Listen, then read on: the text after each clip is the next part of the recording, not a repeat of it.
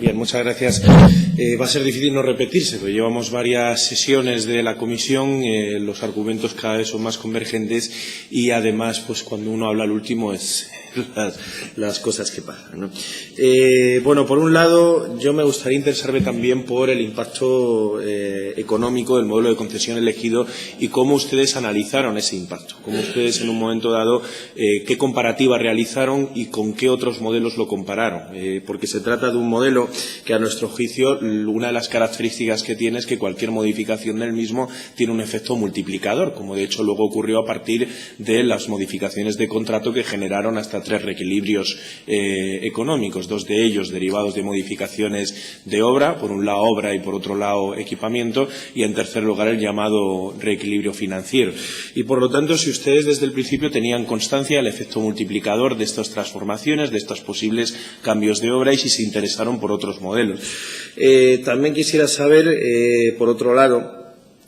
cuál es la opinión acerca de asignar a un solo proveedor y de manera conjunta y durante 30 años asignarle un monopolio sobre todos los servicios del hospital, si no creen que esto compromete de alguna manera las finanzas de la Junta de Castilla y León o bien los servicios que se prestan, entre el hecho de dar un monopolio durante 30 años los servicios de un hospital público de Castilla y León.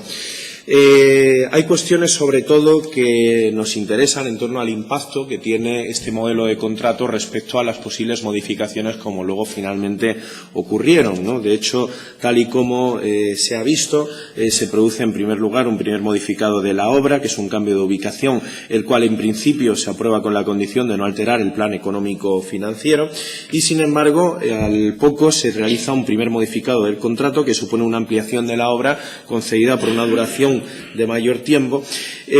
lo cual ya nos sorprende cómo es posible que se apruebe un cambio de obra de esta magnitud al poco tiempo, a los 40 meses de haberse aprobado el primer contrato, y cómo en ese espacio tan breve de tiempo se decide hacer un cambio de obra y nadie en la Junta de Castilla y León observa que es un cambio, en primer lugar, sospechoso porque se realiza muy poco después de que se realiza el primer contrato de obra, es decir, 40 meses después del inicio de la obra, y en segundo lugar, un cambio con consecuencias económicas serias, puesto que no se trata solamente de lo que se paga por mayor inversión, sino que hay otros conceptos que están aumentando a partir del lucro cesante y la indemnización por falta de explotación. Y si ustedes en ningún momento advierten a la consejería encargada que da la solicitud de cambio de contrato de obra, si ustedes no advierten en algún momento de las consecuencias económicas que tiene ese cambio de obra, ¿no? Que recordemos que genera en el